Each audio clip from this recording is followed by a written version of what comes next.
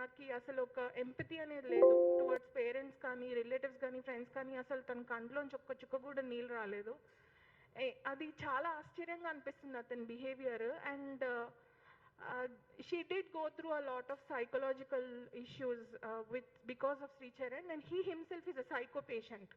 తను చాలా ట్రై చేసింది ఈ పిల్లాడిని ఎలా అయినా మార్చాలి అని చెప్పేసి. బట్ ఆ మార్చే జర్నీలో it is very unfortunate that we have lost our best friend and she doesn't deserve a death like this. A person like Gayatri should never die like this అనేది నా అభిప్రాయం. ఎందుకంటే she is a gem of a girl.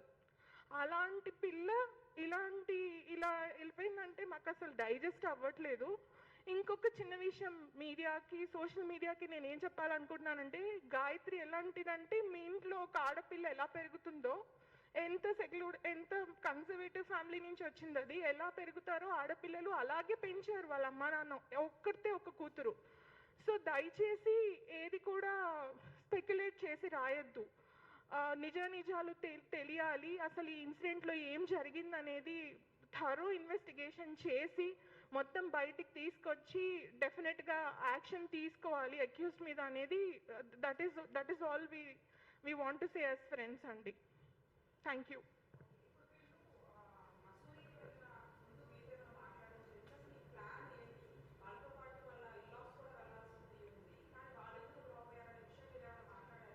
లేదండి, మాకేం చెప్పలేదు తను దాని గురించి.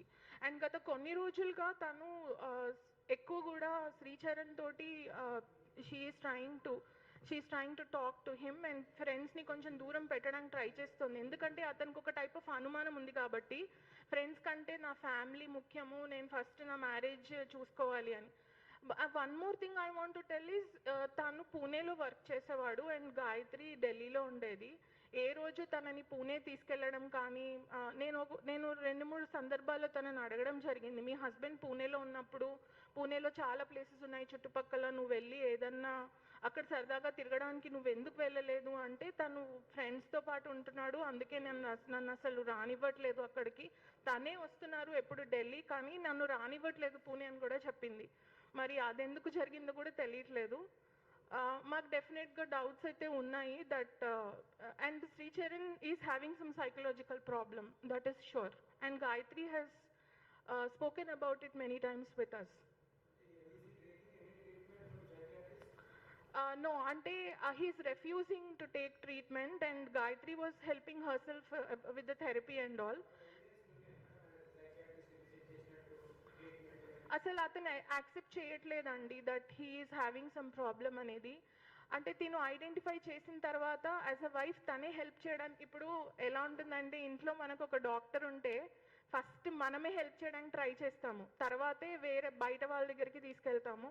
అండ్ ఈ డ్యూరేషన్ కూడా చాలా షార్ట్ డ్యూరేషన్. వాళ్ళు ఎప్పుడు మాట్లాడుకున్నా అబ్బాయి ఇలా అనుమానాస్పదంగా మాట్లాడడంతో తను చాలా, అంటే తను కూడా చాలా మదన పడుతోంది తనలో తను, ఏంటి ఇలా ఎందుకు అవుతోంది అనేసి. సో అది ఇంకా ముందుకి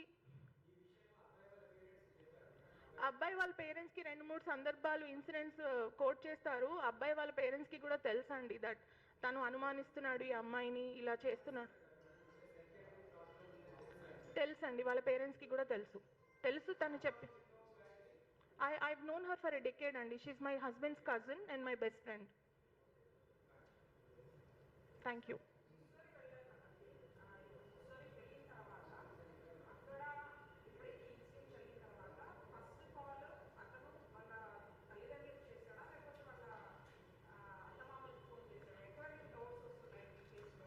మాకు తెలిసినంత మటుకు ఫస్ట్ వాళ్ళ ఫ్రెండ్స్కు ఎవరికో కాల్ చేశాడు, వాళ్ళ ఫ్రెండ్స్ వచ్చారు వెంటనే, and then he inform the family అనేది మాకు తెలుసు. వాళ్ళ పేరెంట్స్కి 8 o'clockకి అలా ఫోన్ చేసి చెప్పారు దట్ గాయత్రికి ఏదో సమ్ హార్ట్ ఇష్యూ ఉంది, మీరు అర్జెంట్గా రావాలి అని. And one more strange thing ఏంటంటే, ఇది మాకు బాబాయ్ గారు చెప్పింది అనమాట, అంటే రాధా గాయత్రి వాళ్ళ ఫాదర్. ఏంటంటే అక్కడ హోటల్ స్టాఫ్ చెప్పారంట దట్ తను గట్టిగా అరిచి పిలిచినప్పుడు గాయత్రికి అట్లీస్ట్ ఏదైనా బెడ్షీట్ కప్పడమో అలాంటిది ఏం చేయకుండా హోటల్ స్టాఫ్ వచ్చి వాళ్ళు చేశారు. ఏ హస్బెండ్ అలా ఉంటాడు అనేది మా డౌట్. ఎంత ఎంత అరేంజ్ మ్యారేజ్ అయినా ఏదైనా మనకు ఒక హ్యుమానిటీ అనేది ఉంటుంది. ఒక ఉమెన్ ఎవరైనా రోడ్ మీద if we are seeing her without clothes, as men you all will at least offer a cloth, right?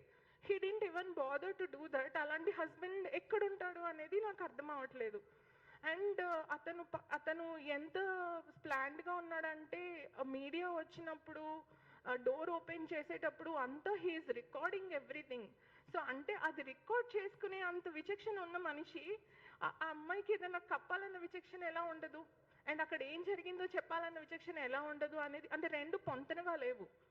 నేను షాక్లో ఉన్నానని చెప్తున్నాడు. నిజంగా షాక్లో ఉన్న మనిషి రికార్డింగ్ ఎలా చేస్తాడండి?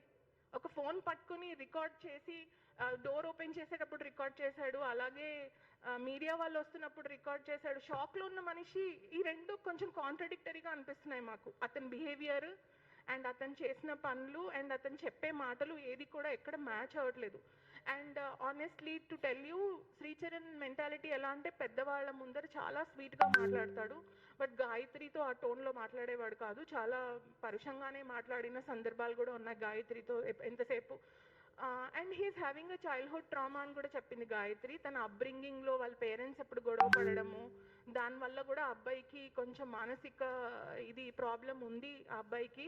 ఇది ఎలా అయినా నేను ఎందుకంత కాన్ఫిడెంట్గా చెప్తున్నానంటే, గాయత్రి చేసిన సైకాలజీ కోర్స్ నేను కూడా ఫ్యూచర్లో టేకప్ చేద్దామని చెప్పి నేను క్యాజువల్గా సైకాలజీ గురించి డిస్కస్ చేస్తున్నప్పుడు గాయత్రి ఇవన్నీ సైట్ చేసిన సందర్భం అనమాట. అందుకే అంత కాన్ఫిడెంట్గా చెప్పగలుగుతున్నాను. ఇంకా రాలేదండి post mortem report.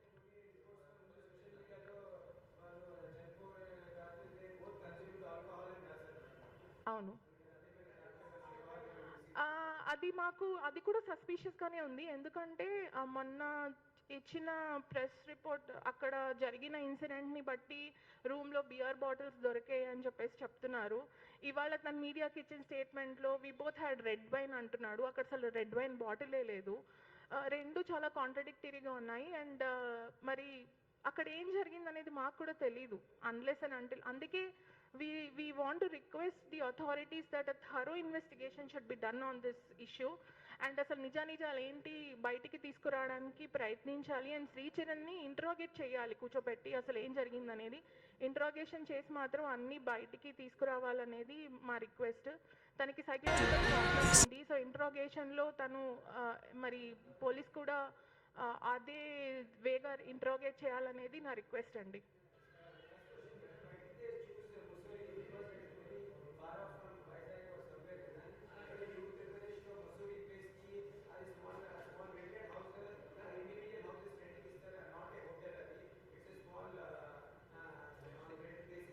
It's a home stay అండి.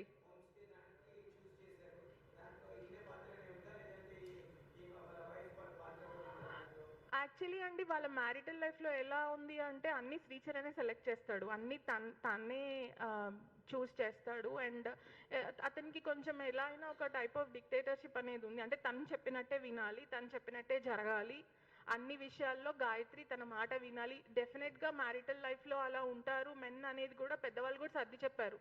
ఓకే అమ్మా ఇది సర్దుకుంటావు మెల్లిమెల్లిగా, నువ్వు పర్వాలేదు అని. కానీ ఈ ప్రాబ్లం తనకి కూడా ఉంది, దట్ తను చెప్పినట్టే వినాలి, తను చెప్పినట్టే జరగాలి, తను ఏం చెప్తే అదే చెయ్యాలి.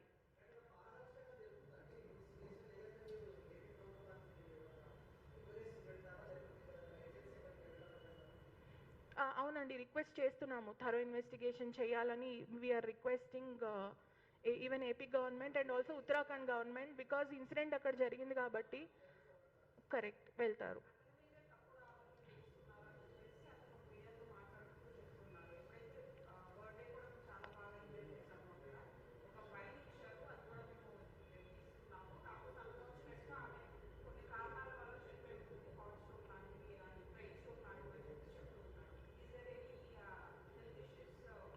No she is very healthy person అండి. తనకి ఎలాంటి హెల్త్ ప్రాబ్లమ్స్ లేవు గాయత్రికి. నో, తనకున్న ఓన్లీ ప్రాబ్లం ఏంటంటే ఇతను పెట్టే మానసిక వేదన. ఆ మానసిక వేదన మాత్రం చాలా ఒత్తిడి అనుభవించింది. అది ఎవరికి చెప్పుకోలేని బాధ. ఎందుకంటే ఎవరికి చెప్పినా కూడా తల్లిదండ్రులు కూడా ఎంతసేపు ఏం చెప్తున్నారంటే, ఇప్పుడు జనరల్గా ఫ్యామిలీస్లో పెళ్ళైన కొత్తలో ఎలా ఉంటారంటే పేరెంట్స్ సర్దుకుపోవాలమ్మా అని చెప్తుంటారు. సో, ఆ పిన్ని వాళ్ళు, బాబాయ్ వాళ్ళు గూడా ప్రాబ్లమ్ పరిచినప్పుడు గూడా, ఇది చిన్న చిన్న ఇష్యూసే అమ్మా, మేము మాట్లాడతాము, మనం కూర్చొని మాట్లాడుకుందాము అని. సో, ఇప్పుడు బేసిక్‌గా తను వాపసొచ్చి పేరెంట్స్‌కి చెప్పాలనుకుంది దట్ అతను చాలా సైకలాజికల్‌గా ఇలా డౌన్ ఉన్నాడు, ఒక సైకోలాగా బిహేవ్ చేస్తున్నాడు అని తను వాపసొచ్చి చెప్పాలనుకుంది. ఈ లోపల ఈ ఇన్సిడెంట్ జరగడం అనేది గూడా కొంచెం అనుమానాస్పదం. రెండోదేంటంటే, వాళ్ళ పేరెంట్స్ కూడా వెళ్ళాలి ట్రిప్‌కి. సడెన్‌గా వాళ్ళ పేరెంట్స్ ఎందుకు వెళ్ళలేదు అనేది వాళ్ళ పేరెంట్స్ చెప్పలేకపోతున్నారు.